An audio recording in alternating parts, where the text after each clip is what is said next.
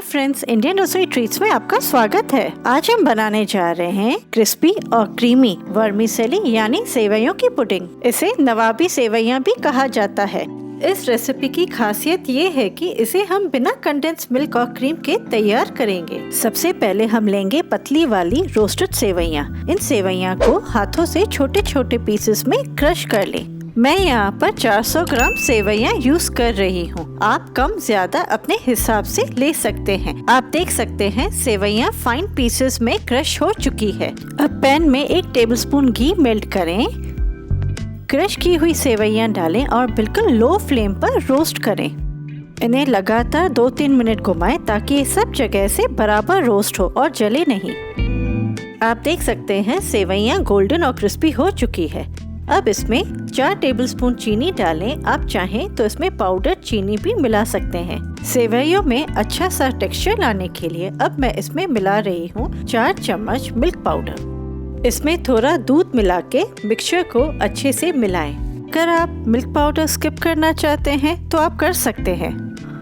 अगर आप इस चैनल पर नए हैं तो सब्सक्राइब कीजिए और बेल आइकन को दबाना ना भूलें। फ्लेवर के लिए मैंने इसमें मिलाया है 1 टीस्पून इलायची पाउडर। सेवइयों में थोड़ा मॉइस्चर लाने के लिए 2-3 चम्मच दूध मिला लें।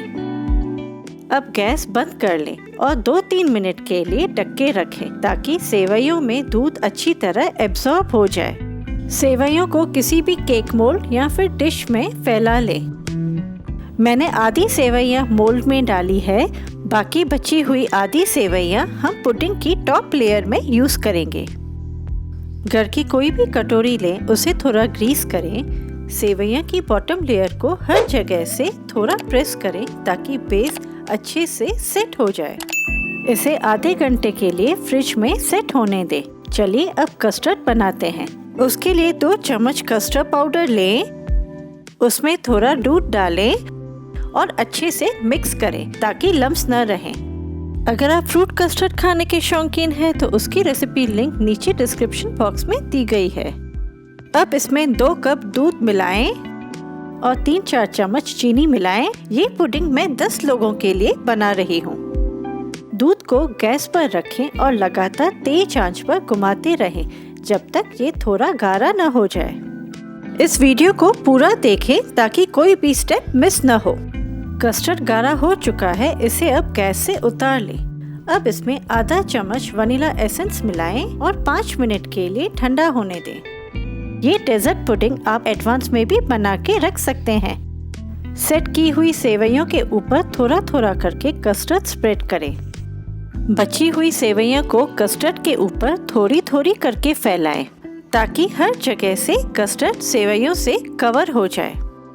स्पैटुला से धीरे धीरे इवनली स्प्रेड करें। अब सेवइयों को बाइंड करने के लिए इनमें 2 चम्मच दूध डालें। ऐसा करने से सेवइयां सही से बाइंड होंगी। पुडिंग को कटे हुए काजू और गुलाब की पत्तियों से गार्निश करें। आप अपनी पसंद के कोई भी ड्राई फ्रूट्स जैसे बादाम, अखरोट, पिस्ते किसी से भी गार्निश कर सकते हैं। नवाबी पुडिंग सेवइयां को कवर करके आधे घंटे के लिए फ्रिज में सेट होने दें। आधे घंटे के बाद आप देख सकते हैं पुडिंग सेट हो चुकी है। पुडिंग को नाइफ से कट करके प्लेट में निकाल लें। इस रेसिपी को जरूर ट्राई करें। यकीन मानिए सबको ये डेजर्ट बेहद पसंद आएगी। क्रिस्पी सेवइयों के बीच क्रीमी कस्टर्ड का कॉम्बिनेशन इस पुडिंग को बेहद रिच और डिलीशियस बनाता है।